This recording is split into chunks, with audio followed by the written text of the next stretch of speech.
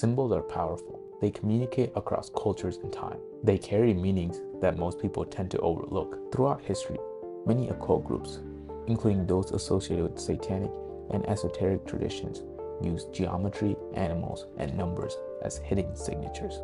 And those patterns are now found in our everyday lives. The first one that I'm going to talk about is McDonald's. The McDonald's logo is a sigil from a grimoire. The arches on the letters can be related to the arches of Baal or Baal. And the founder, Raymond Albert Kroc, was a 33-degree Freemason. These arches are also in pretty important places around the world, like New York, London, Washington. It honestly looks like a portal, but at this point, who cares, right? The next one I'm gonna talk about is Starbucks. At first glance, the logo looks like a mermaid, but if you look at the older versions of the Starbucks logo, you can see that it looks like a siren or a fallen deity that people used to worship. And this can be linked to ancient fertility cults or even sex rituals as well. In addition, if you flip the logo upside down, you can get a different view that looks closely similar to another entity that most people know. I'm unsure if this is a satanic entity, but it's closely related to a lot of satanic organizations and cults.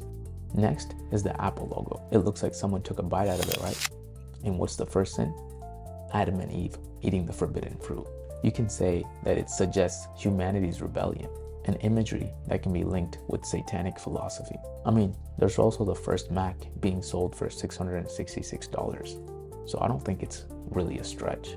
Still staying with Apple, the App Store icon looks really similar to a Freemason symbol. But these are all just unlucky coincidences, right? Now we're moving on from Apple to another heavy hitter, and as you guessed it, it's Google. The Google logo, or the Google Chrome logo, has 3 6s in it. It's basically in our faces, but also hidden at the same time.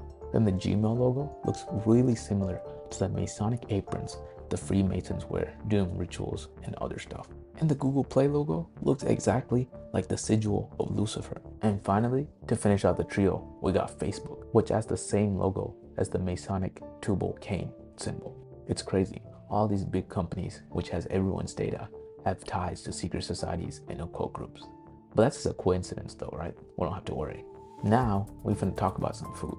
And honestly speaking, the devil works in the food industry. Some ingredients lists on the back of these processed foods are as long as a chapter in the Bible. Esau sold his birthright to Jacob for food. Children of Israel went down to Egypt and became slaves for 400 years because they were looking for food. The first one that I'm going to talk about that most people know is the Monster energy drink. The claw mark logo is the same symbol in Hebrew for the letter 6. And since there's 3 of them, if we put them together, that basically shows us the mark of the beast. Next is Gatorade.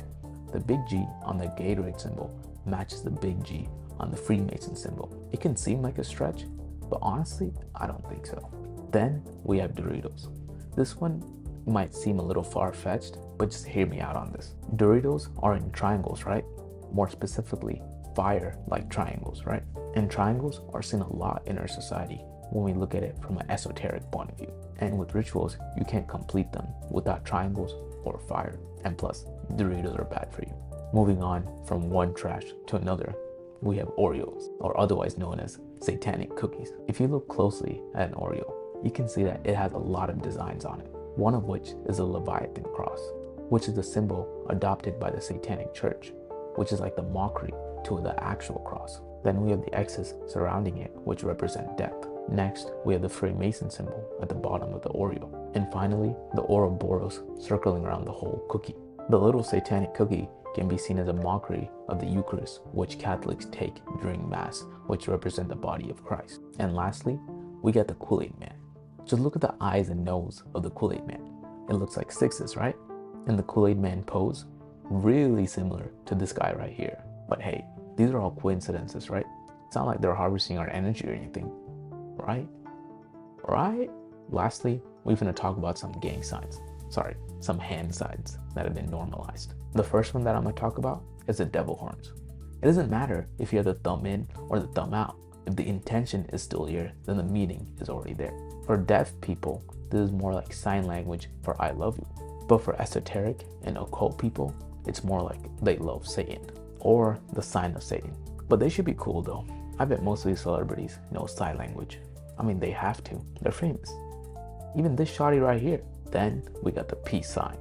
It's basically a cross flipped upside down with its arms broken off and a circle added to it, making it a doorway for witchcraft.